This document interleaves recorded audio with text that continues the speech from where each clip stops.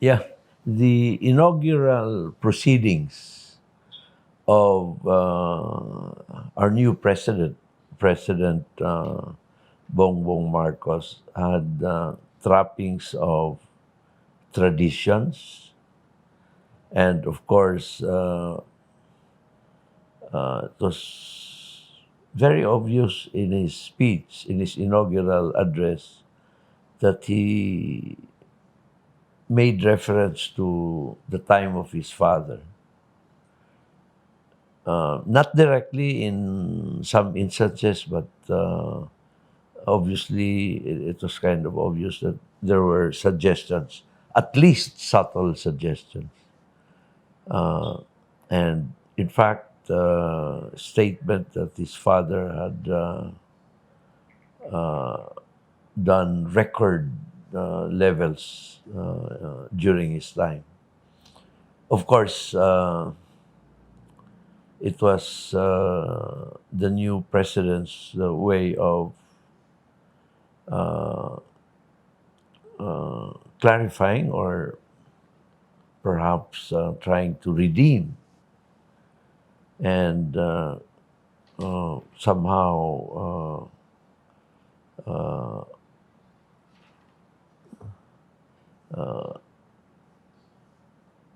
correct, perhaps from his perspective, certain historical facts. Of course, he chose the National Museum. That was the site of the Philippine Senate and the House of Representatives, and before, until martial law was declared, and that was closed in 1972. And of course, with a very, very resounding mandate, the biggest ever mandate given to a winning presidential candidate. No, he he acted with extreme confidence on the clarity of the mandate that was given to him in the last elections. And the clarity of that mandate also,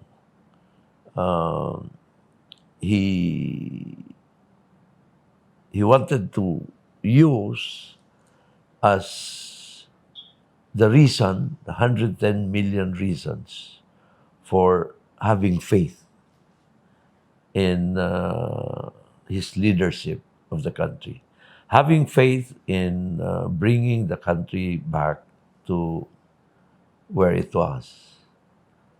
Of course, he talked about uh, Ukraine, he talked about agriculture, he talked about unity, he talked about the economy, the exogenous things that affect our economy. Of course, Ukraine was very, very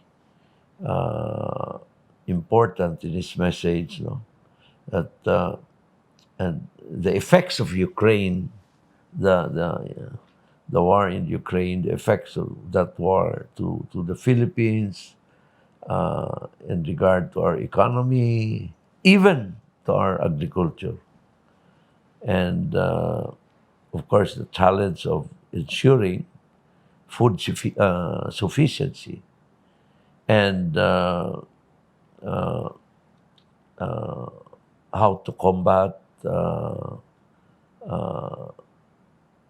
malpractices, illegal activities like smuggling. No, these are very, very difficult challenges that he faces.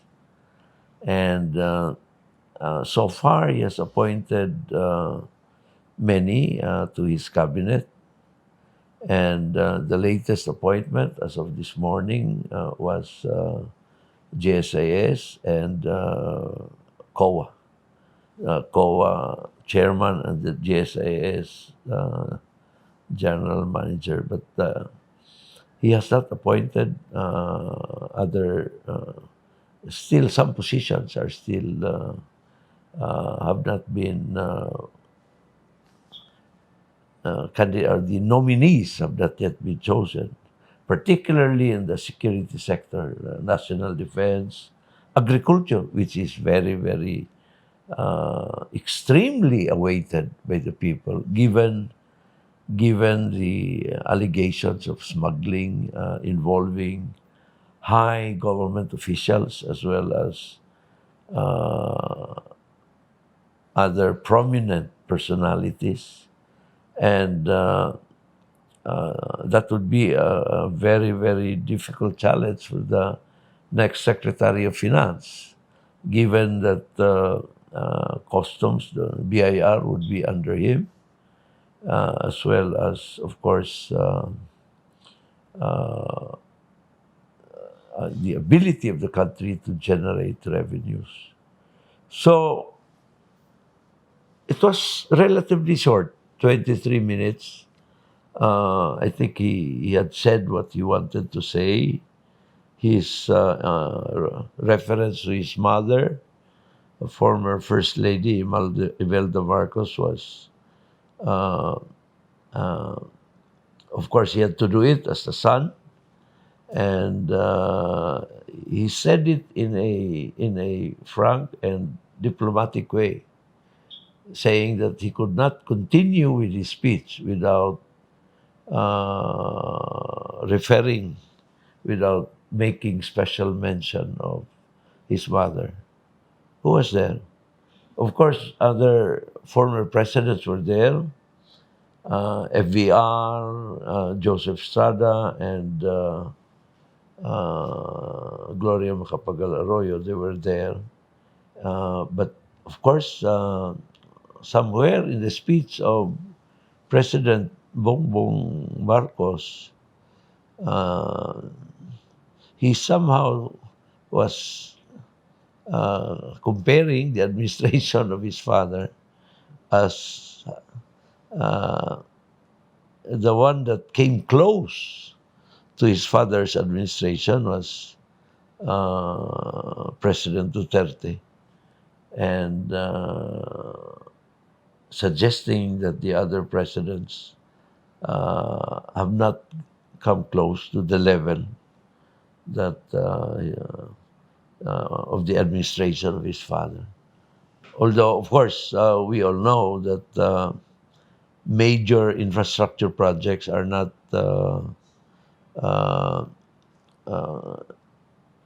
they are a result of a long process, a long gestation process, and it is not uncommon that a flagship project is started by President A and then pursued by President B and completed by President C. It's not uncommon here in our country, So anyway, it was very obvious that he wanted to pay tribute to his father, and of course, he thought that he should do it. After all, he's the son, and we cannot fault him for that. Of course, but although he said at one point that he would rather not talk about the past and focus on the future, what need to be done now, and those that need to be done in the future. So that was also one way of ensuring that we will not be tied up on the sins of the past, if one may call it that way. So on the whole, it was a good speech, well attended. Um, Senate President Tito Soto was there, and Speaker Velasco was also there. Although we know that on the fourth Monday of July, we will have a new Senate President and a new Speaker. And it is on that day, in the afternoon precisely, where President BBM will deliver his first State of the Nation address. I would surmise that the State of the Nation address would be broader in scope and deeper in content, no? Because that would somehow define the intention of the State of the Nation address is to define the main programs of the administration for his term and more particularly for the year ahead, no?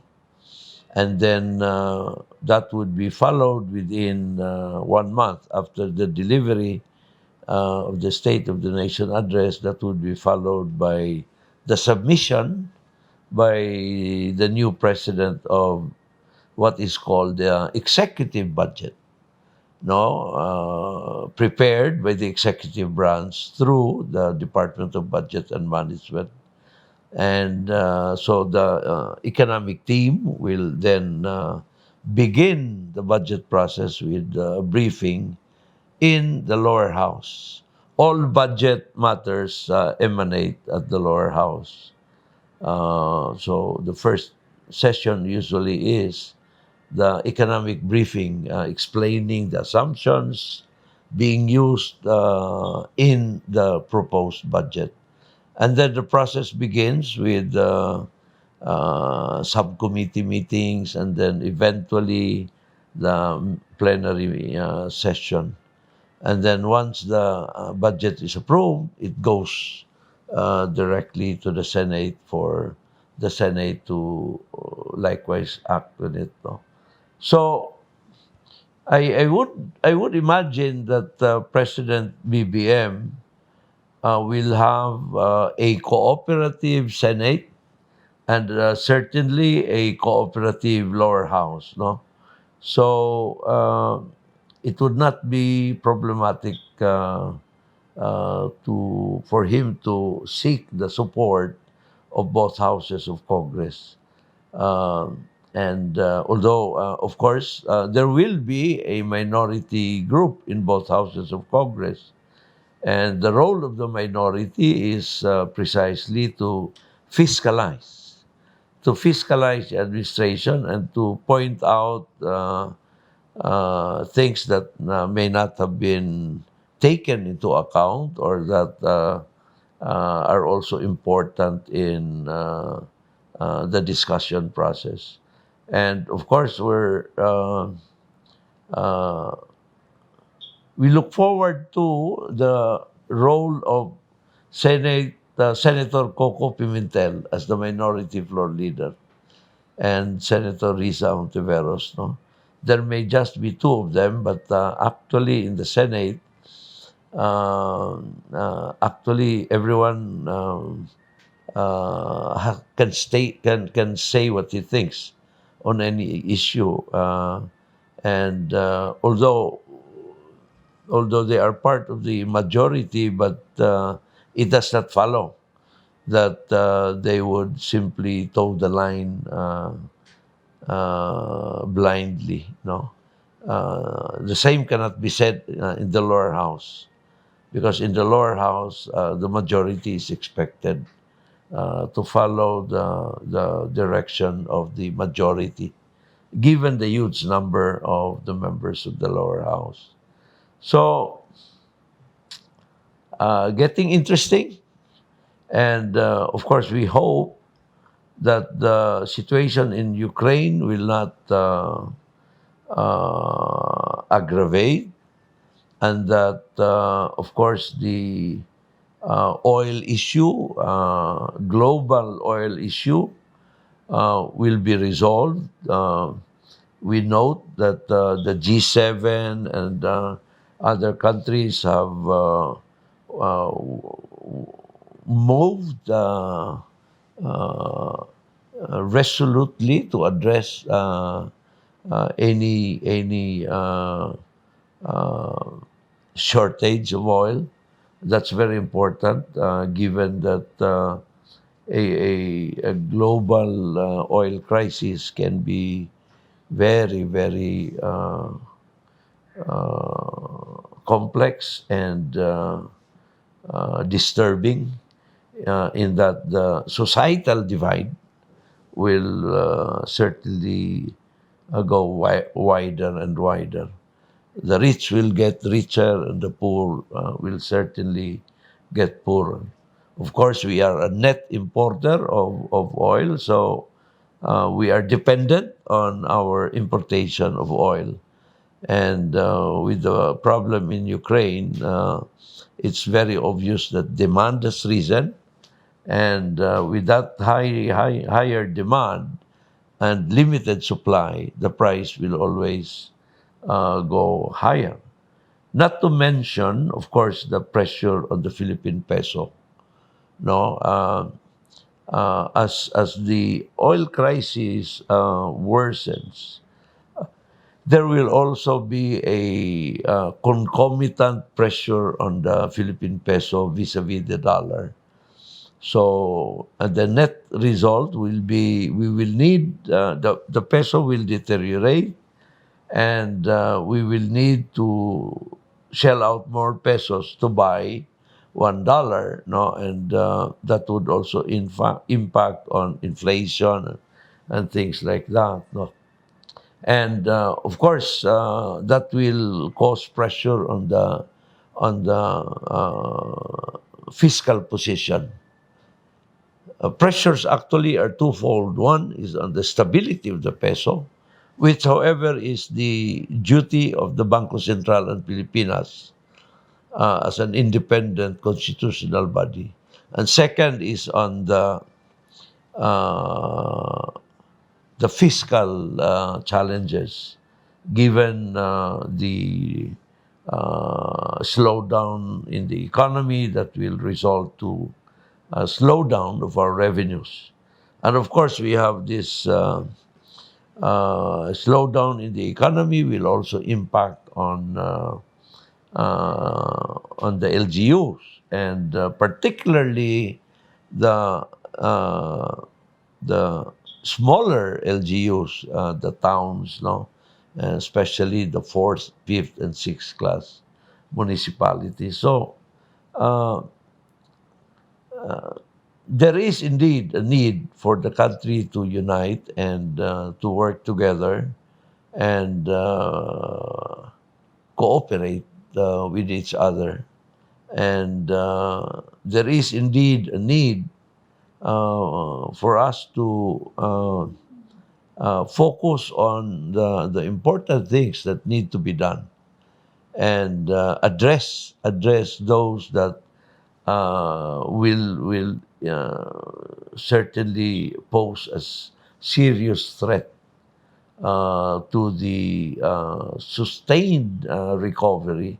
Of course, we still have the pandemic, and now, as the numbers are still at the low side, although in Metro Manila, numbers have started to increase. And I think numbers already warrant a